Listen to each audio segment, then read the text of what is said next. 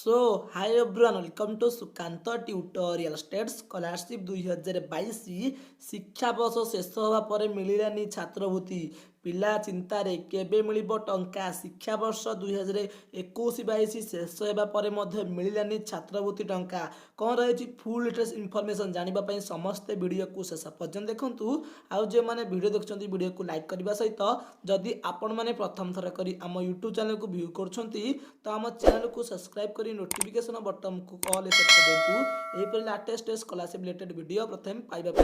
देखु बंधुगण आजिका news paper रे स्कॉलरशिप को नहीं बहुत बड़ अपडेट आसी पहुंची तो आपण मैंने सब स्क्रीन के देखिपे शिक्षा वर्ष शेष होगा पर मिलानी छात्रवृत्ति अर्थात 2021-22 शिक्षा वर्ष शेष होते ए पर्यंत पिलांकु छात्रवृत्ति अर्थात स्कॉलरशिप टंका मिल पारुनी तो आपण मैंने निश्चित भाव कमेंट करेंगे आपन को स्कॉलरशिप टंका मिली ना मिलनी देखो जदि आपंकर स्कॉलरशिप को नहीं किसी भी डाउट थाए तो आपण मैंने आम टेलीग्राम चैनल कि व्हाट्सएप ग्रुप में जॉइन हो पारे तार लिंक डिस्क्रिप्शन बॉक्स अच्छी तारी उपर क्लिक कर जॉइन होगी जहाँ भी डाउट अच्छी तो आपने पचारि पारे देखो स्कॉलरशिप को नहीं बहुत बड़ अपडेट आसी पहुंची तो आपण मैंने स्क्रीन आगे देखी सारी शिक्षा वर्ष शेष होगा मिलानी छात्रवृत्ति अर्थात 2021-22 शिक्षा वर्ष शेष होते ए पर्यंत पिलांकु छात्रवृत्ति अर्थात स्कॉलरशिप टंका मिल पारनी अर्थात जो मैंने भी 2021-22 शिक्षा वर्ष में जो मैंने भी रिन्यूअल किंबा न्यू रेजिस्ट्रेशन करके अप्लाई करते अकाउंट को ए पर्यंत स्कॉलरशिप टंका आसी पारनी से फास्ट फेज हो किंबा सेकेंड फेज हो बुझिपारे तो एमती बहुत सारा पिला अच्छा जो मानक फास्ट फेज टंका मिल सारी से सेकेंड फेज को अपेक्षा करमती बहुत सारा पिला अच्छा जो मानक ए पर्यंत फास्ट फेज टंका मिली ना तो बहुत सारा पिला अपेक्षा कारण रिन्यूअल हम कि रिन्यूअल करने डेट आसीज जेहेतु 2021 बुझिपारे 2021-22 शिक्षा वर्ष में स्कॉलरशिप टंका मिली ना बुझिपारे पुणी न्यू सेक्शन स्टार्ट हो 2022-23 न्यू सेक्शन स्टार्ट हम कारण जेहेतु एवं आडमिशन सेक्शन स्टार्ट है बुझिपारे जेहेतु एवं पुणी +2 आडमिशन आरंभ है ऑनलाइन अप्लाई तापर पुणी +3 बुझिपारे +3 पिलांकर +2 पिला रिजल्ट बाहर +3 करेंगे +3 पिलांकर रिजल्ट बाहर पीजी करेंगे बहुत सारा कोर्स एवं आसो पुणी आईटीआई एडमिशन पिला कर आईटीआई डिप्लोमा बहुत सारा पिला एडमिशन करती तो न्यू सेक्शन पुणी स्कॉलरशिप अप्लाई डेट आसीज बुझिपारे तो डेट आसले पिला एपर्यंत 2021-22 शिक्षा वर्ष जो मैंने भी रिन्यूअल किंबा अप्लाई करते स्कॉलरशिप टंका मिल पारनी तो निश्चित भाव आम चैनल को सब्सक्राइब कर रखि था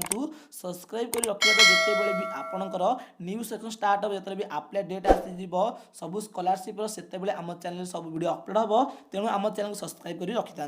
देखु एमती बहुत सारा पिला अच्छा जो मानक ए पर्यटन स्कॉलरशिप टंका मिल पारनी तो से नहीं बहुत बड़ अपडेट आसी पहुंची तो आपण सब स्क्रीन आगे देखिपे प्रत्येक एससी एसटी और ओबीसी छात्र छात्री पढ़ाई वृत्ति पाइबा एक सांविधानिक अधिकार प्रत्येक एससी सहित एसटी एवं ओबीसी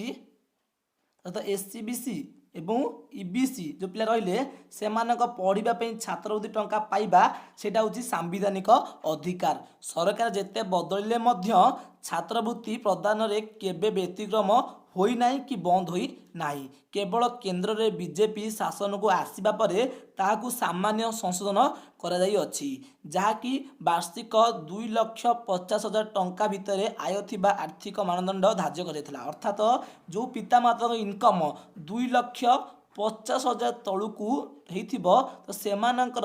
पिला माने स्कॉलरशिप अप्लाई करि परिबे तो ताठू अधिक होइतले से माने अप्लाई करि परिबे नाही बुझी पाइले जो मानकर इनकम पितामाता इनकम 2,50,000 तलुकू होइथिबो से माने छात्रवृत्ति अप्लाई करि परिबे अधिक होइतले से अप्लाई करि परिबे नाही यह एक स्वागतयोग्य निष्पत्ति अनुसूचित जनजाति और अनुसूचित उपजाति पिलामानक पाठ पढ़ाई छात्रवृत्ति एकमात्र भरोसा कारण से आर्थिक अवस्था एत स्वच्छल नुहे देखो जो एससी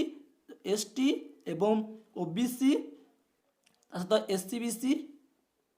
एवं जो ईबीसी पिला रहिले सेमानक पाठ पढ़ाई स्कॉलरशिप अर्थात छात्रवृत्ति एकमात्र भरोसा कारण से आर्थिक अवस्था एत स्वच्छल नुहे से माने दिन मजूरिया दैनिक खटिकिया श्रेणीर लोक 2021-22 शिक्षा वर्ष बीती सारा किंतु ए पर्यंत उक्त पिलामानक छात्रवृत्ति से अकाउंट को आसी ना तो जानिथिबे 2021-22 शिक्षा वर्ष शेष होते ପିଲାମାନଙ୍କ ଆକାଉଣ୍ଟକୁ ଏ ପର୍ଯ୍ୟନ୍ତ ସ୍କଲାରସିପ୍ ଟଙ୍କା ଆସିପାରିନି। ସେଥିପାଇଁ ଏଥରକ ରାଜ୍ୟରେ ପ୍ରାୟ ବହୁ ସଂଖ୍ୟକ ଛାତ୍ରଛାତ୍ରୀ ପରୀକ୍ଷା ଦେବାରୁ ବଞ୍ଚିତ ହେବେ, କାରଣ ସେମାନେ ପଢ଼ୁଥିବା ଶିକ୍ଷାନୁଷ୍ଠାନ ଗୁଡ଼ିକରେ ଏବେ ଫର୍ମ ପୂରଣ ଚାଲୁଅଛି, କିନ୍ତୁ ସେମାନଙ୍କର କୋର୍ସ ଫି, ହଷ୍ଟେଲ ଫିସ୍ ଏବଂ ଫର୍ମ ପୂରଣ ଫିସ୍ ଦେବା ପାଇଁ ତାଙ୍କ ପାଖରେ ଟଙ୍କା ନାହିଁ। ଅଭିଭାବକ ନିଜ ପିଲାଙ୍କ ଭବିଷ୍ୟତ ନେଇ ବଡ଼ ବଡ଼ ସମସ୍ୟାରେ ପଡ଼ିଲେଣି। ତ ଦେଖନ୍ତୁ, ଯେହେତୁ ଏବେ ଫର୍ମ ଫିଲ୍ଅପ୍ ଚାଲିଛି, ଅର୍ଥାତ୍ 2022-23 ଶିକ୍ଷାବର୍ଷ ପାଇଁ ସେମାନଙ୍କର ଫର୍ମ ଫିଲ୍ଅପ୍ ଚାଲିଛି। ଯେମିତିକି ଆପଣଙ୍କର +2 ଫର୍ମ ଫିଲ୍ଅପ୍ କୁହନ୍ତୁ କିମ୍ବା +3 ବୁଝିପାରିଲେ, ତା ସହିତ ପିଜି